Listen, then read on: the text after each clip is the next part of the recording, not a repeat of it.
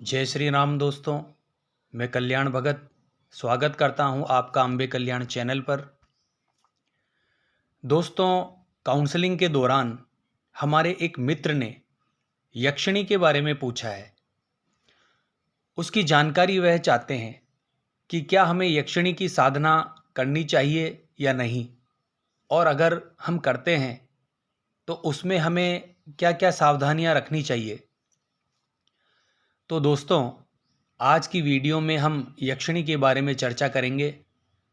दोस्तों, यक्ष, गंधर्व, पिशाच और प्रेत, उनकी जो शक्तियां होती है वह देवताओं से निम्न कोटि की होती है।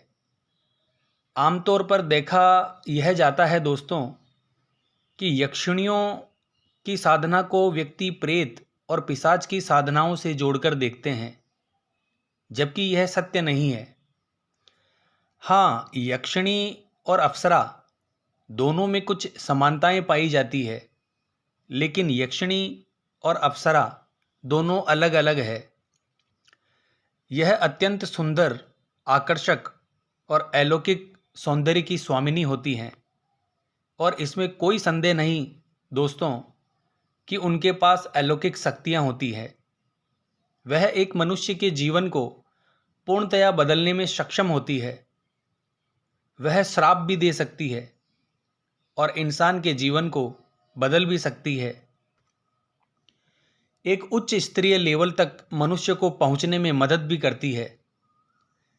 यह कहना बिल्कुल गलत नहीं होगा दोस्तों कि यक्षिणी की जो उपस्थिति है वह मानव जीवन को कहीं ना कहीं प्रभावित अवश्य करती है, चाहे वह सकारात्मक रूप से हो या नकारात्मक रूप से हो।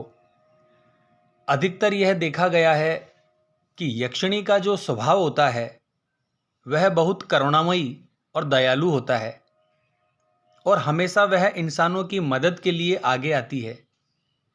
लेकिन दोस्तों, हम अपने ग्रंथों और वेदों को नकार नहीं सकते, और हमारे ग्रंथों में क्लियरली यह चीज़ बताई गई है कि यक्षिणी अच्छी और बुरी दोनों प्रकार की होती है।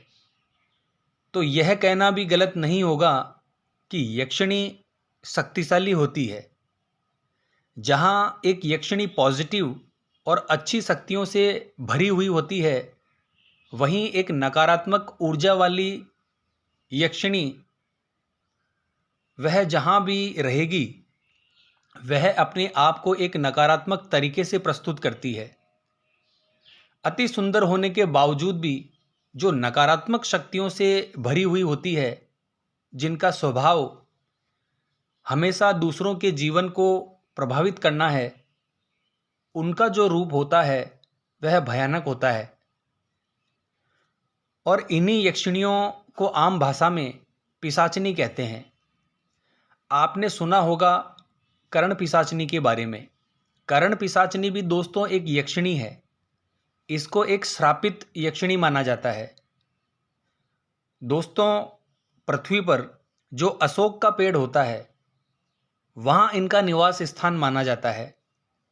इसीलिए पुराने ग्रंथों में भी लिखा है दोस्तों कि हमें अशोक के वृक्ष के नीचे रात्रि में नहीं रहना चाहिए, क्योंकि वहाँ पर यक्षिणियों का निवास होता है।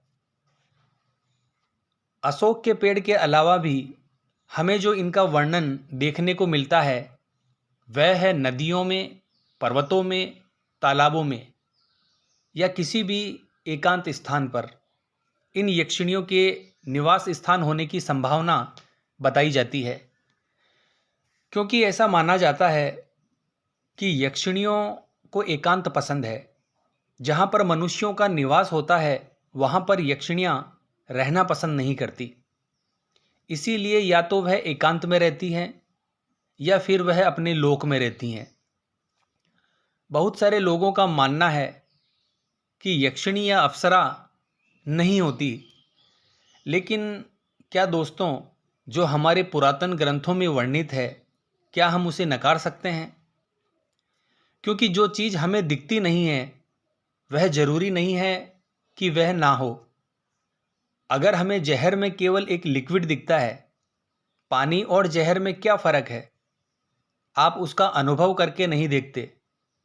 अगर आप उसका अनुभव करते हैं तो ही आप मानते हैं कि वह पानी है या जहर।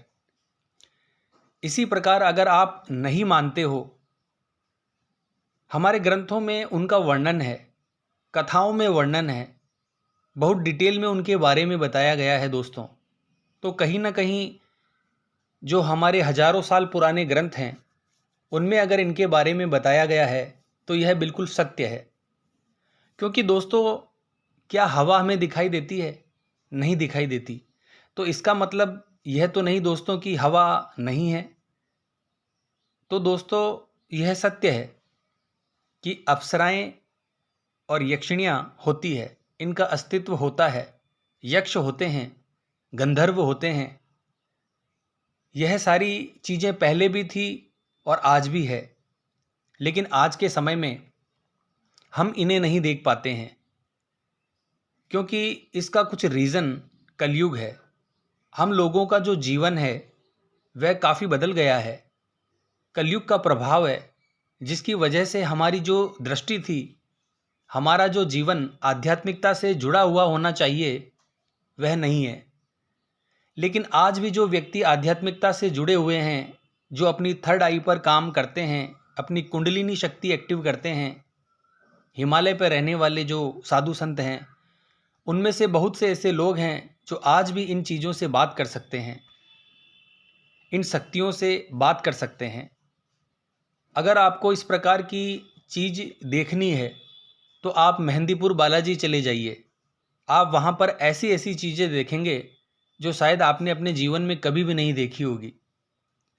तो यकीन मानिए दोस्तों, यह शक्तियाँ नकारात्मक और सकारात्मक दोनों रूपों में निवास करती है।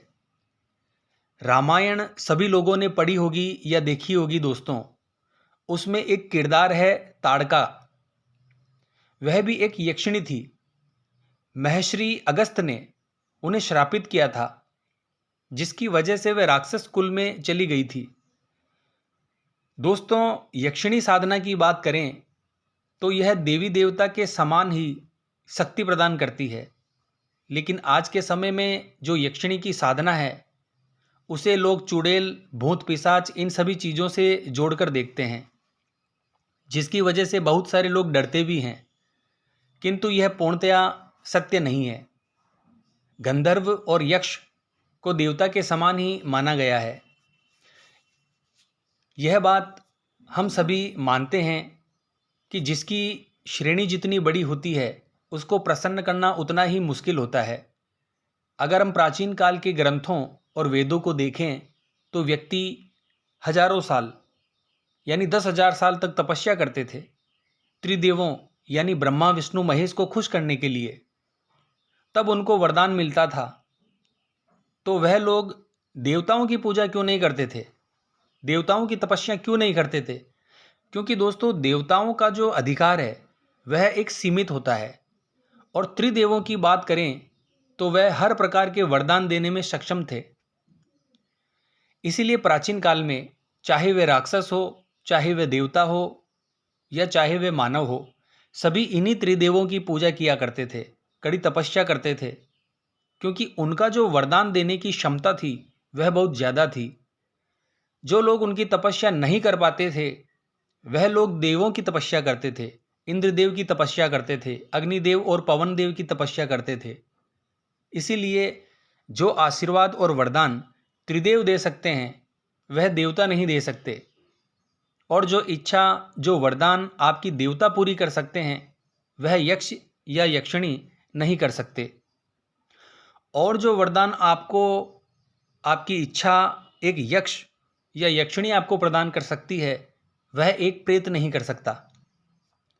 तो दोस्तों, आज के समय में हम देखें तो शिव जी, विष्णु जी या ब्रह्मा जी को प्रसन्न कर पाना, साक्षात उनको प्रकट करके वरदान लेना आज के टाइम पर लगभग असंभव है।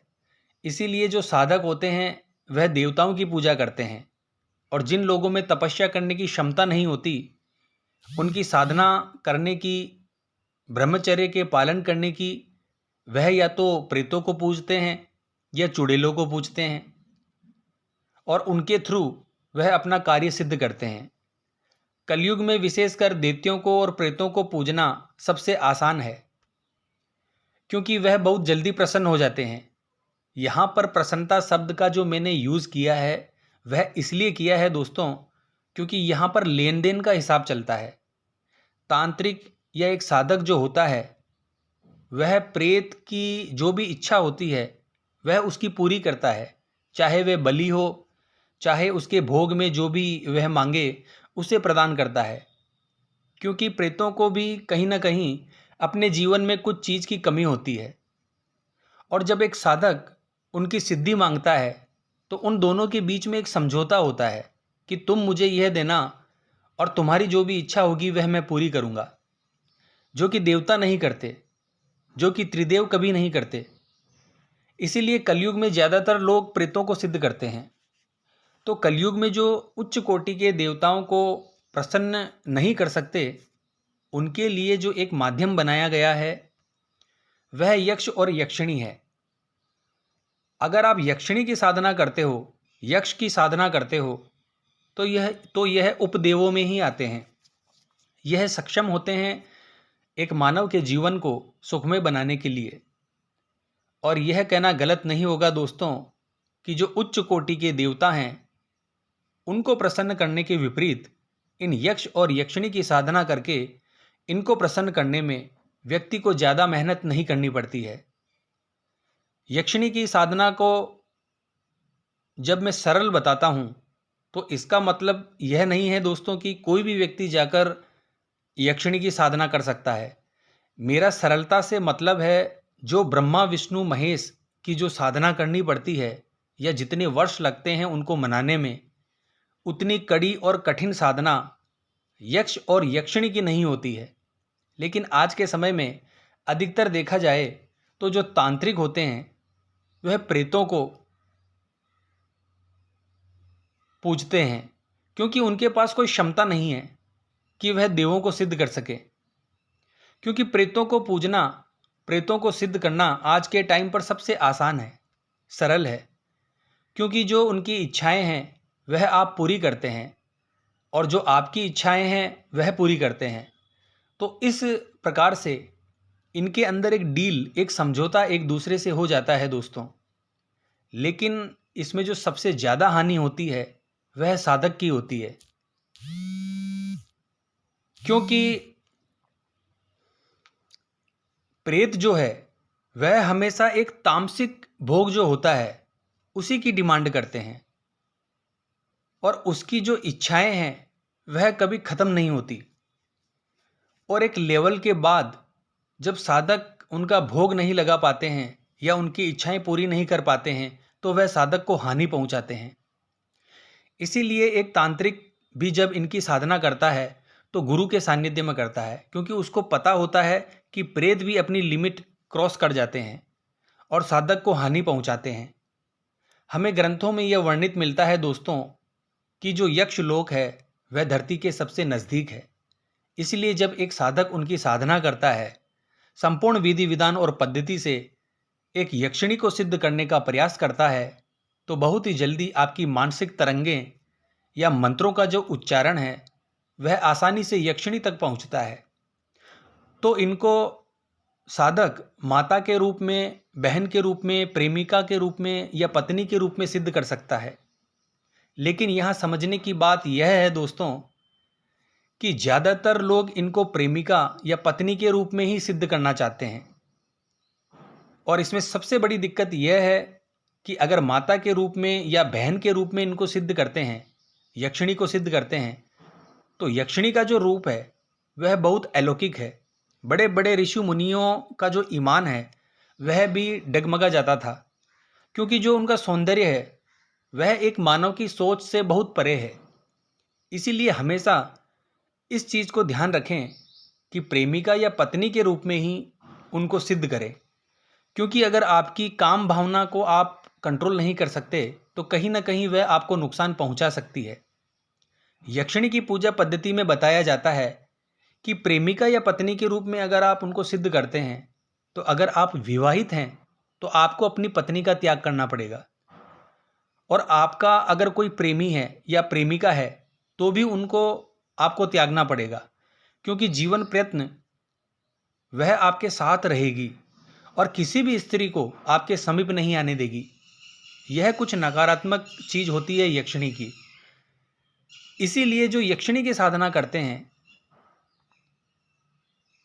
तो वह सोच समझ कर ही करें, और अगर करें तो किसी योग्य गुरु के सानिध्य में ही करें, तो ही आपके लिए अच्छा रहेगा दोस्तों। अगर आपको इसकी विधि विधान, इसकी सही पद्धति साधना करने की नहीं पता है तो इसे आपको बिल्कुल नहीं करना है।